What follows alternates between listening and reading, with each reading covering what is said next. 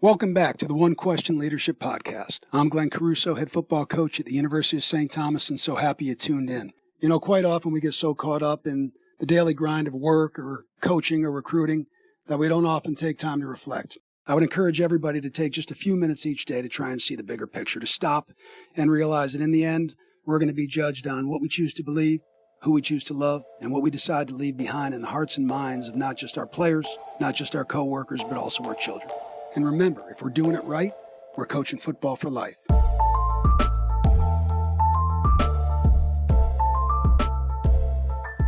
Greetings, this is Ty Brown, and welcome to the One Question Leadership Podcast, where we highlight executive and organizational leadership. Be sure to follow us on Twitter and Instagram at 1Q Leadership.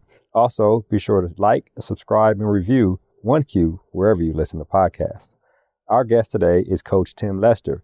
Coach Lester is the head football coach at Western Michigan University. Greetings, Coach. Thanks for having me. Thanks for having me. This is exciting. It is. I'm glad I'm here in your facility, Western Michigan. I had a good conversation with Kathy Beauregard, the athletics director, so I'm glad I'm able to talk to you now, too. Yeah, she is a kind of a legend, you know, in the being an AD. For so long at one institution, right? Yeah, I mean, she was the AD here when I was a player. And wow. She's still here, and she's seen it all, and things have changed as everyone knows, and she's made it through it all and kind of guided this program through it all. And it's been amazing to be able to work with her. So I come here today, and today happens to be the day that your freshmen report, right? Yes. Which is exciting on a number of different accounts, right? You get you see with your hands and eyes on the guy, see how he interact with everybody. I mean, there's a number of different things that you actually can see just on day one from freshman reporting. Yeah, it's even leading up to this day, you know, the amount of paperwork to send a young man to college in and of itself is amazing. And so they've been checking things off and getting their IDs and getting checked into the dorms this morning. We will kind of flip the script here in about an hour and finally meet with them. And this will be football and concussion management, baseline they call it, and then EKGs, and then physicals, and COVID tests, and they're going to go to their locker room for the first time. We're going to teach them how the clips work for the laundry, you know, and then the professor of the class that they're going to take starting next week will come and give a speech this afternoon. So they're going to have a lot coming at them. And I think that's the hardest thing for young kids is everything's new. You know, there's only a lot of mind space. You only have so much mind space in your head, and here, you know, it's all coming at them. And I think it's really important for us on this day, and really in the first couple of weeks, to just help them feel comfortable. You know, there's a lot of anxiety because they just don't know anything. It's a new building, and tomorrow morning they have the first lift. You know, if they all pass everything with the doctors, and then we'll do a conditioning test. You know, which I'm sure they're all nervous about. You know, and so it's all happening. They've all been waiting a long time for this day, and it's here. Yeah, that's interesting. Conditioning test. Coach Saban had us run 10 110s and 10 40s. Just back in those days, right? See, and this is what I try to explain to the guys is like the old conditioning test. And I hate to say back in the day, but I'm to that age now where I say back in the day. Mm-hmm. It was literally, I felt it was like a torture device that they used on us, and now it is truly. It is a very easy conditioning test, but it's more for our training staff. They want to know that they can handle this before they even really get in the weight room. So it's not hard.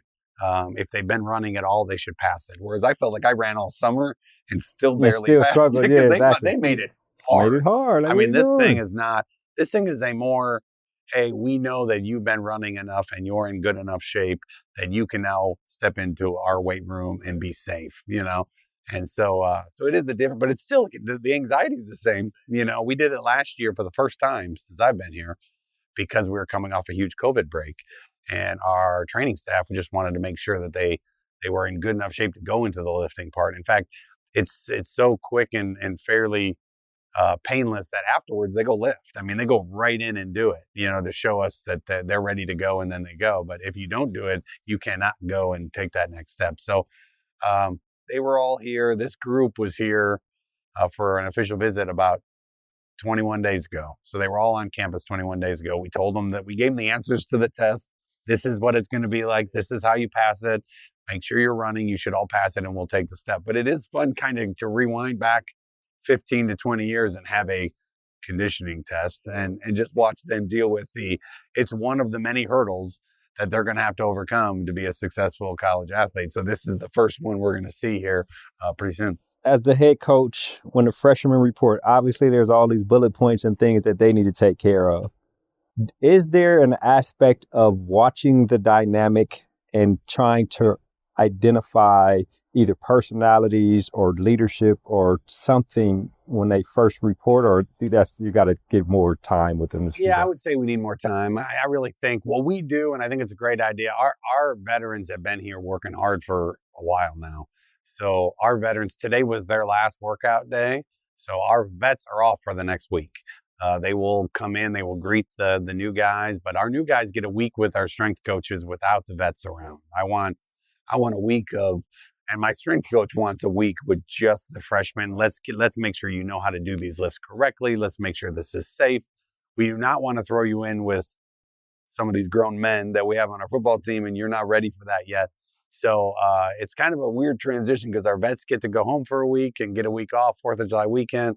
And our young kids are just kind of get their feet wet for a week.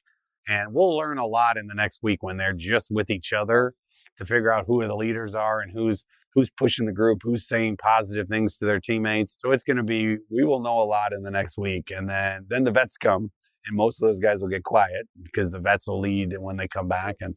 But yeah, it's definitely going to be, we're going to know who's been working out and at home and who's been doing, they've all said they're working out, of course, but we'll learn a lot. And then just how they deal with some of the hard things they're going to do, like going in the weight room should not be an easy day. It should be hard. You should be pushing yourself. And we promise these kids we're going to push them to the next level. So we're going to do that. We're not going to do it immediately, but we're going to slowly put expectations in front of them and figure out what kind of person they are. And does that guy respond when you get on his case, or do you have to put your arm around him? Like, we got to figure that out. And the good thing is our strength staff gets a week to figure that out. And I will meet with our leadership council when they get back and kind of give them the scouting report on each guy and what he needs to be successful. And, I had a meeting this morning with the entire team, first one in 15 months, that we could have enough people in a room, which was a kind of an exciting morning for me and for the team, I hope. And so we talked about, we got to put our arms around these guys. And there was a spectrum of hazing versus the opposite. We're on the opposite end of, hey, everyone remembers how hard that first year is. I do. I'm sure you do. And what can we do to help these kids get through year one? Because year two is so much easier. Everything that's going on. The building. You know what it's like to live on your own. Exactly. College classes. Habits develop. You know what Packer drill is. You know what to expect. You just relax and you grow and you start playing. And so our job is to make these guys feel comfortable as fast as humanly possible. So they'll have success and hopefully have a great career. But the beginning of it matters so much. It gives you a huge, it's nothing wrong with having a huge lead after the first quarter, And so we really talk about it with our team. And so when the vets get back a week from today, it'll be good for them to start getting around these guys. And each freshman has a mentor. They have exchanged cell phone numbers, and they've been calling them all week. And even though my vets are going to be on vacation the next week, they'll be calling back to the young guys like, how's it going? How's it doing? And so we have a plan and it works. And I'm looking forward to these guys getting to work. Yeah, I wonder about, you mentioned there that the strength coach is going to be with them for a week.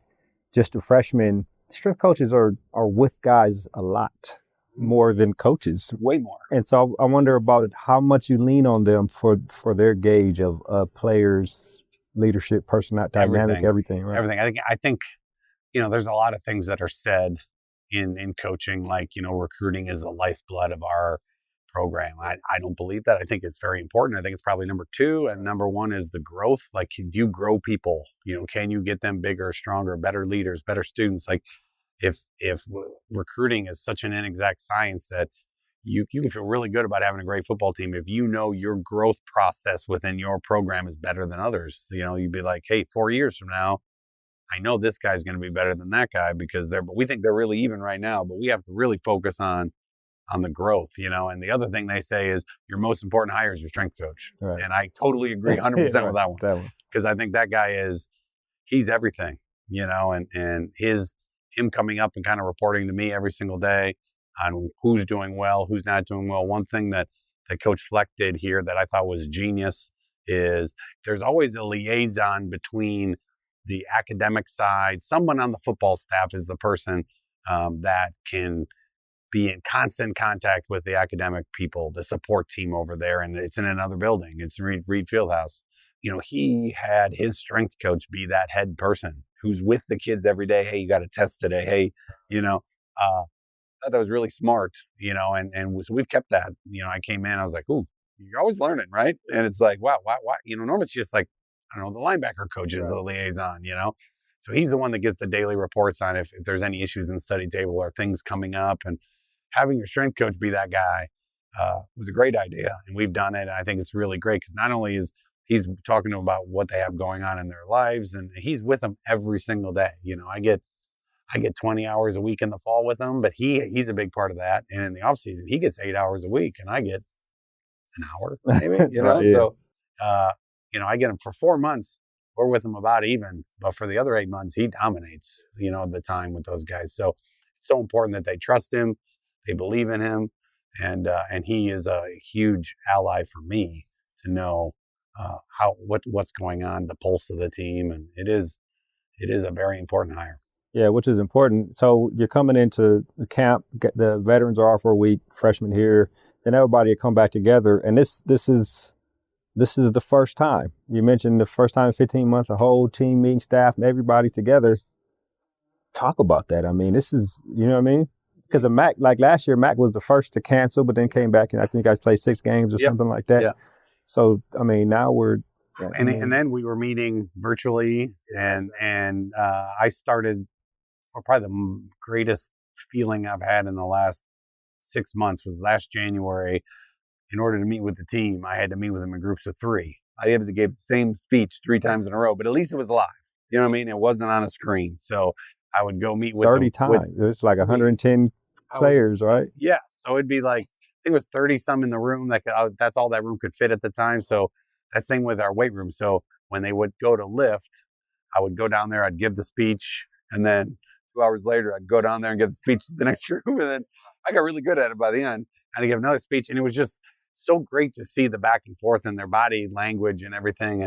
And so today, it was the first time. I mean, the freshmen weren't there this morning. It was just the vets, but we're all in the same room, and it felt great. It wasn't as impactful when it comes to like the leadership and the coaching culture and getting them to understand what we're about. So we're all on the same page is so important. There was literally 15 months of things to talk about. So, I mean, there was so much content in this meeting. It wasn't a lot of like the leadership and the culture, which is normally what the meeting is focused on. It was about name, image, likeness, because that's coming. It was about what's happening next week. It was, there's so many things like that we haven't had a chance to talk about. So it was like 15 slides on the PowerPoint, and not a ton of them were about culture and leadership and vision, and which is what the next 100 that we have will be about, So, but it was just great to be in a room with them, and then to set a tone. We normally meet every morning. I set the tone of what the goals are for the day. I was the number one thing in our post-season interviews that I do with the players. The number one thing, not even close, that's the one thing they missed about just the team meetings, And I got to tell you, you always have plans. You got to keep your knees bent. You got to be flexible. And my plan when everything changed during COVID was to have some of those meetings at the end of practice on the field. That was really the only time that I was going to have a chance to. And I, after the very first practice, I started going in on some of the culture stuff that I want to talk about, and they were exhausted. And I realized this is not the right time to do, So I tried to hit some things on Zoom best you could. But it really was a missing link for, I think, every team in the country. And to be back to that again, I'm so excited for training camp to start, where I get to have daily meetings and hit different things and teach them what we're about, and the vets know, but the young kids, they didn't get anything last year, the freshmen. And so then the new freshmen that are here. So we have 2 classes that I think are a little bit behind. Yeah, that's what's crazy, but we have right? super seniors, so we have a ton of vets too, So That's it's super interesting. definitely an interesting thing, and it's really cool, and we're just excited to get back to it. Yeah. So you were recently appointed to the American Football Coaches Association Board of Trustees, right? Yes. Congratulations. Thank you very much. Which is an honor to serve the profession in that way. And based on my experience, what I've seen under Coach Taft and of course under Coach Berry is these trustees, like you are in a position probably for the next 10 to 12 years or however long the rotation is to have an influence on legislation and the game of college football, which indirectly affects college athletics overall. So the interesting thing is that you're coming on and there's NIL, and there's this Austin case, the transfer portal. Yeah, transfer portal, the ADs are leaving and new ADs come. Everything is in flux and everybody's trying to figure something out. And college football playoff, everything is changing, right? Evolution, right? So I always say, wait 5 minutes, it'll change again. Yeah, exactly. And so, yeah, it's an honor. A lot of the guys that are on the board of trustees are people I know and respect, and some really smart people on this board, and we're going to need them, to navigate the rules and to legislate the game so it can continue to grow. It's changing, which I think change is good. I think change can be great, but it also has to be legislated where everyone knows how we're doing this thing, what players can and can't do, whether it's, name, image, likeness, or transfer portal, or any of these things, or college football playoffs. So I'm really looking forward to getting my first meeting, which I think is going to be pretty soon, and having a chance to talk to these coaches and figure out where we fit in and get the information and have a conversation about, we want to preserve the game and make it great and improve it. But it's definitely an interesting time. And I said that to Todd Berry when he called and asked me to be on it and said I got voted on. And I said, well, there's definitely going to be some things that we need to discuss. Yeah, right. We got to talk about a few things here. It's I think everyone's excited about it. I look at it as an opportunity, and talking to my players this morning about NIL a little bit. It's going to be great. It's just, we got to get to that greatness. Figure out how is that defined, right? Yeah, it's not going to be it's not a paved road. I promise you that. It is definitely going to be bumpy, and we're going to have to figure out the best way to do it. But man, it'll be, I think you got a lot of, really smart people in a room that hopefully can come up with some ideas. And then I know there's a lot of committees that have to pass everything, but hopefully come up with something that makes the game continue to grow. Yeah. I'll ask you a couple questions here and then we'll wrap. The first one is like the dynamics of leadership, right? You bring in a new set of freshmen and they have to buy into they have to understand what the culture is and buy into what the culture is. You bring in a transfer player and it's like, well, you got to fit. If you don't fit, everybody will know immediately, right? Yeah, and that even works with coaching staff. You bring in an assistant coach and the guys are looking at him like, hey, coach, I don't know if this is the guy or not. I wonder about that, especially with coaching staffs, the leadership aspect, the dynamics of chemistry amongst the staff, but then also this coach has his own room in football, if it's another sport, but his own room in football, and the players probably can tell right off the back if this guy doesn't fit. Like, will they come to you, or you can just tell by the dynamic of the player? Like, tell me how that works. Yeah, I think it comes in many ways. I think if you have some players that you have it's all about relationships, right? So if you have a great relationship with your players, they'll come and talk to you, especially in a one-on-one scenario. But a lot of times you can see it.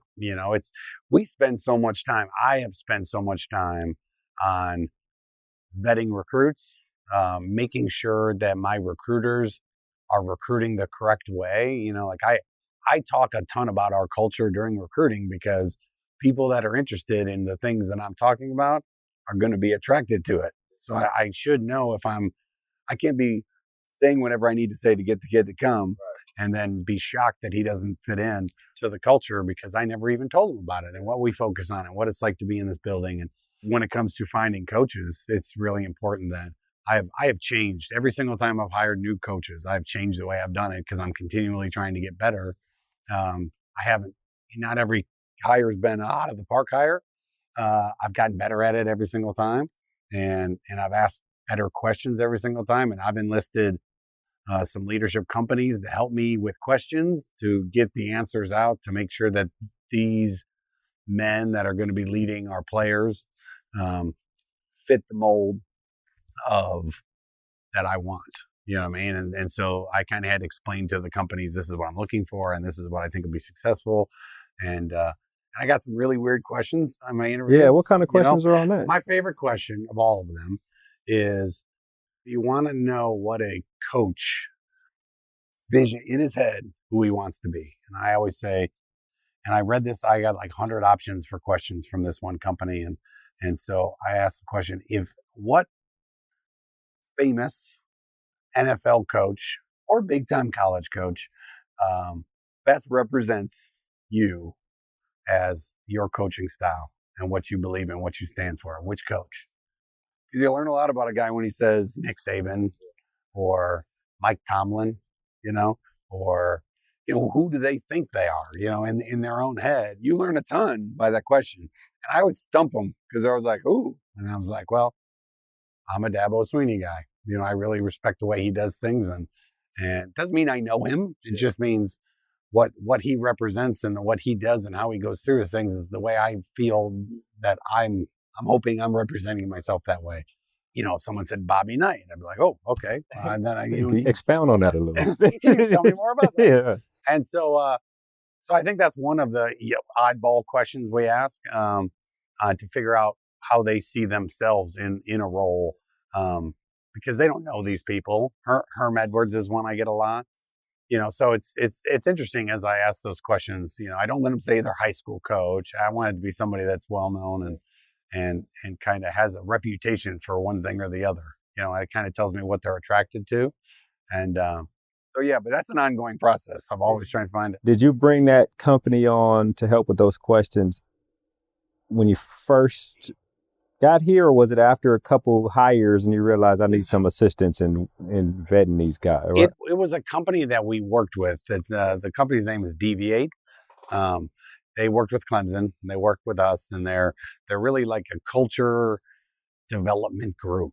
And so the owner went to school here, and they used to live in Nashville. Now they live up in Traverse City. I'm going up to his house with his family this weekend. I'm bringing my family up there, and so he was helping us build the culture. We went through a culture exercise on building our core values. Same exact exercise that they did at Clemson of what do we want to stand for? Because the players came up with our core values. I didn't. So I knew they did this anyway. And so I had been in conversation with him about how to ensure, that we end up with the guys we want. And he helped me come up with a culture book. Like if something matters to you, you spend time on it, right? So we have a book in the building. It's right over there. I can show it to you. So if you're a parent and you come in and you want to know what we're about, here it is. It's a coffee table book, and it tells you about our core values and what we stand for and how we came up with it. And you spend time on the things that matter, right? And so he helped me develop that. And then I kind of went back to the well a little bit, right, yeah, okay. On, how do I make sure the coaches that I'm hiring fit the core values of the program? And so they kind of helped navigate me through that. And so it's been good. I'll ask the last question and then we'll wrap. You are a Bachelor of Science in Math, right? Bachelor of Arts. Bachelor of Math. Arts. I'm a math major. I majored in math. Math major. We're 20 years out of college. Tell me how math major is approached. Tell me your approach to, I guess you were a quarterbacks guy and now you're the head coach. Your math major brain approach to football. Tell me about that. It's analytics, yeah, right? And you believe in it and you trust it, and getting your guys to understand why you do what you do. I think my analytical brain, it helps on game days and we have the books and we know when to go for it. And it might be sometime out of the norm, but it's mathematically proven that this gives us a better chance to win, not just to tie and go to overtime. Like we want to win it. But I think where it helps us the most is in the weight room. I mean, there is so much science behind growing men now. from bar speed to GPS units to knowing how your legs feel to listening to the science of what your body and how to get you mathematically in shape where a lot of people everyone's starting to have GPS units. We've had them for a long time. Once I heard about them, I fell in love with them and said, I can't wait to become head coach and we're going to get these things and we're going to train guys this way. And all you have to do is look at what they do in the NFL, the NBA, and the Premier Soccer League to train their athletes and do it, right? They're the best of the best, right? And so it's one of those things that I think down there, it makes a huge difference and our guys believe in it and they're seeing results and they're seeing themselves get faster. D. Eskridge came when we got here, he was a 4.48, then he was a 4.42 and then a 4.38. And then at the pro day ran 4.39. And we did a couple things that they do in the NFL that we brought into here and he saw himself get faster. We have some guys that are darn right slow that got faster. Right. You see everyone moving. You know what I mean? We ran 40s yesterday and we had the fastest times we've ever had. Everybody. And it was, I was kind of go back to like, a lot of these kids didn't watch Rocky, but it's like, you remember when watching Ivan Drago work out and he's got computers and like the science behind developing your body, the human body. There's so much science out there that if you listen to it, you can gain an edge. If we give you the data and the resources, we can develop you faster. And our guys are seeing it and they're so addicted to everything that Coach G2, our strength coach, has going on down there. They can't get enough of it, and they're seeing results in numbers. I mean, it's measurable, right? It's all measurable. Right. Especially for an athlete, right? Yep. It's not just me lifting more weight. Like I'm measuring everything and seeing how I can improve all that ankle flexibility, like range of motion, functional movement screening, which is FMS testing, which I did at the NFL Combine as a player and never did it before that. I wish I would have. I wish I would have known more about my functional strengths and weaknesses because I could have fixed them and maybe would have ran a faster 40 because I didn't run I beat Brady, but not by much. He might have been the slowest. I was probably the second slowest at that combine in 2000. But it's amazing to watch. That's, I think, analytically where our guys, trying to get our guys our first year here, you can wear the GPS units on game day, but you can't live track. Now, during practice, we live track you. So if your legs are getting tired, we're going to know it. We're not going to get you to fatigue because you're going to get hurt if you're fatigued, if your legs are tired. So we can't do that on game day, but that is critical data for us to get you ready for game day. Because if I know how many high intensity yards you run as a player in a game, I can train you better to know what I'm getting you ready for. So I remember my first year here, getting guys to wear it on game day, they had all their rituals and I got to wear this shirt, coach. I can't wear that shirt that has the little slip for the GPS unit. And ever since our first year, ever since they've all bought into it, every single guy wears them on game, every single one, because that data, what G2 and this program can do with that data as far as getting you ready for the next season, will be a huge difference maker, And so, we always say, back when we played, when the first guy threw up, the strength coach would be like, now we're working, Yeah, right. It's like, does someone really have to puke for us to know we're working? Isn't there better technology out there to know if we're in shape or when we're not and help us get in shape faster so that we're not overdoing it? Cause that can set you back, And so to have our strength coach on practice days out there with an iPad, live tracking how our guys' legs are doing, and if we have any spikes or if anyone's for some reason not doing good, pulling them out before it gets too late and they do something. I think that's probably, it helps everywhere. And if you're analytical, you're always analytical. So I'm analytical with everything. But game day analytics definitely help. But the analytics of growing the human being physically, speed-wise, is easily measurable. It fits right into it. And once your guys buy into it, man, watching them take off, they can't get enough. They're almost like, all right, coach, can we go lift now? We just want to get back in there. And then watching our guys, we had 2 guys drafted this year. Due to COVID, I think we would have had a couple drafted 2 years ago, but there's no pro day, but all 3 got free agents. They all made the team. So our guys, I think we're giving them a really good shot at, it's like giving them the answers to the test 4 years before and saying, this is what they're going to look at. So if you want to make them smile 4 years from now, get really good at these things, And it's amazing how, because we're trying to win games and we're judged 12 to 14 Saturdays in the fall. But, that's a dream. And you promise you're going to give them every opportunity to accomplish that dream. And if you're not doing it, I don't think you're giving them the best chance, and the stats keep bearing that out with, draft picks and guys on teams. And we've done a really good job of developing. Excellent that you are using what you learn, but the way your brain functions in what you're doing. And you have to have the right strength coach that's into it. Yeah. You know what I mean? Like there are some that don't buy in. He's just like me. I mean, he's analytical in the bar speed, and bar speed stuff really came from like the Olympic lifting. They were starting to track bar speed. It's more about powerful than being strong. Are you powerful? And so like every time they do a lift, like there's an iPad on the rack that either goes red or green, meaning that counted or it didn't, and are you powerfully moving? I know more and more people are going to getting into this, and we just continue to grab more things that we can be looking at while people are just starting to get into some of the things that we're doing. And I know someone in our league they got the GPS units, but I don't know if they know what they're looking at. I mean, that thing will spit out as much data as you want. The accelerometer in it will tell you anything, and knowing how to read it and what the numbers mean. We're going in year 5 of it, and we keep tinkering with it too, but we have a couple hard, steady, fast, like we know that these ones are huge for us. I mean, I've canceled the day of practice off of the numbers. Oh, wow. We're dead. Our legs are dead. Yeah, We're going to do a walkthrough tomorrow. We're going to run these same plays we had scripted, but it's all walk.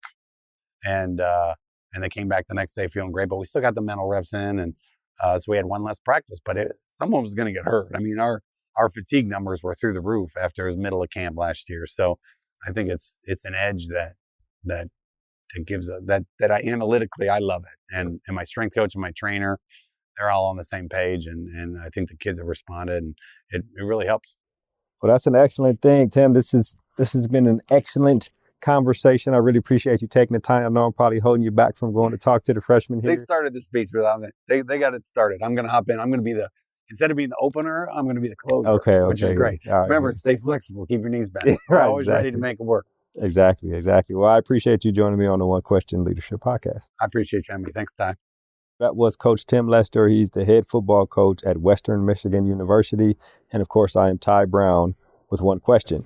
And keep in mind, the role of a leader is to create and maintain an environment that people want to be a part of. And as always, be better tomorrow than you are today.